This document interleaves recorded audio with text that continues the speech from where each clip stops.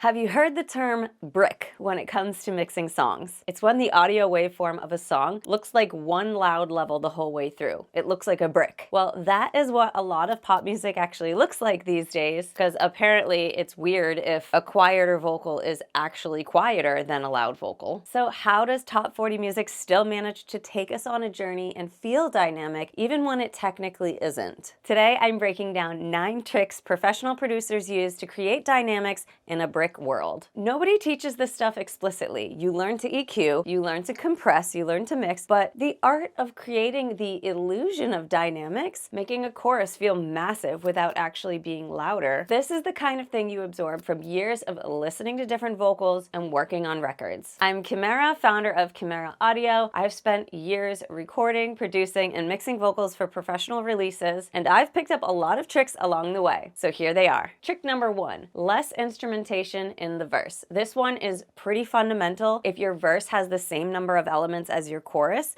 has nowhere to go. There's nothing to add, nothing to open up, nothing to release into. It just feels like more of the same thing. The fix is to intentionally strip back your verse. Then when the chorus hits, you add the full band and it feels like the song just became fuller. The contrast is everything. Trick number 2, panning width. Here's a super effective mixing trick not many people utilize. It's very subtle, but really cool. Try this. On your master fader, which is a stereo track, automate the panning to sit at 90-90 for the verses, then go to 100-100 on the chorus. And then in general as well, you may have more centered instruments or a single centered vocal in the verse. This will make the room feel like it just got bigger, like the walls just got pushed out. It's not louder, it's wider, and width reads as size in the listener's brain. Trick number 3, vocal layering and background vocals. So speaking of background vocals, this is one of the most powerful dynamics tools you have as a vocal producer. In the verse, if you can, just use one voice, just a lead,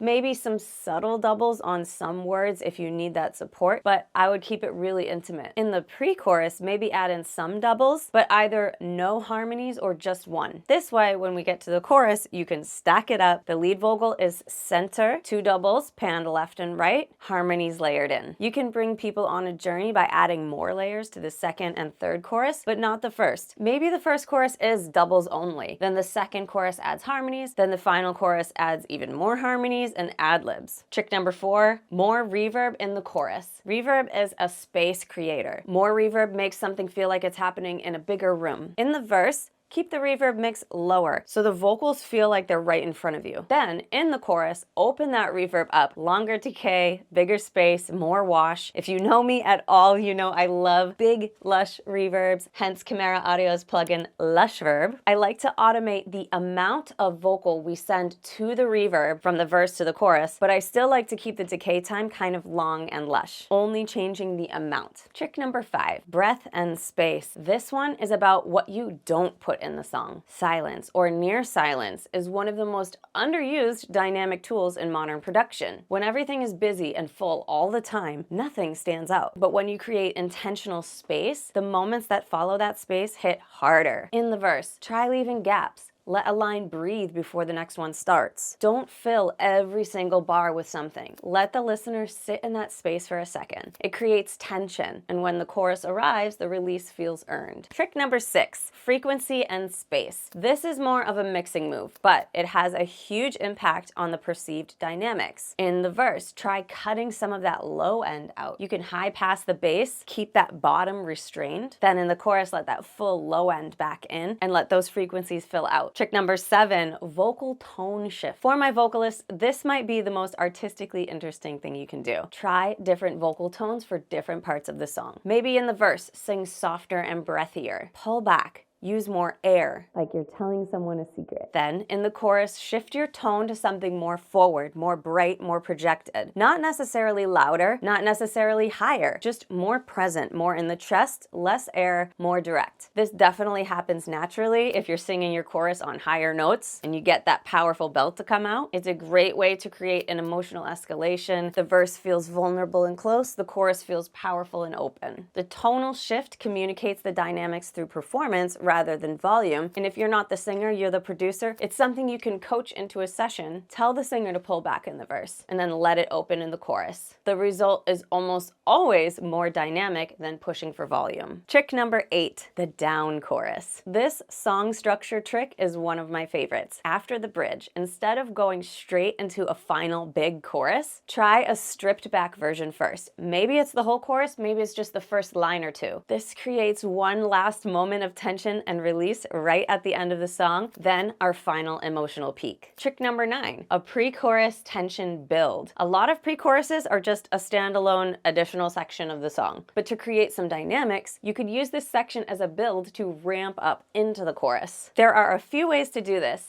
You can climb melodically, have the pre-chorus melody actually rise in pitch so the chorus feels like it arrives at the top. You can rhythmically pick things up in the last bar or two, let those lyrics quicken. Or you can do the opposite of a build and create tension and restraint, pulling back on the production in the pre-chorus. That can create a moment of uncertainty and then let the chorus be the resolve. The key is that the pre-chorus should feel like it's going somewhere, like it's building towards something. If the pre-chorus and the chorus feel like they're at the same energy level, the chorus doesn't land. None of these require you to turn anything up. All of them make the chorus hit harder, and together they're the difference between a mix that feels flat and a mix that feels like a record. If this helps, hit subscribe. I talk about vocal production and music every week, and if you want to hear some gnarly sound design plugins on vocals, check out this playlist, and I'll see you in the next video.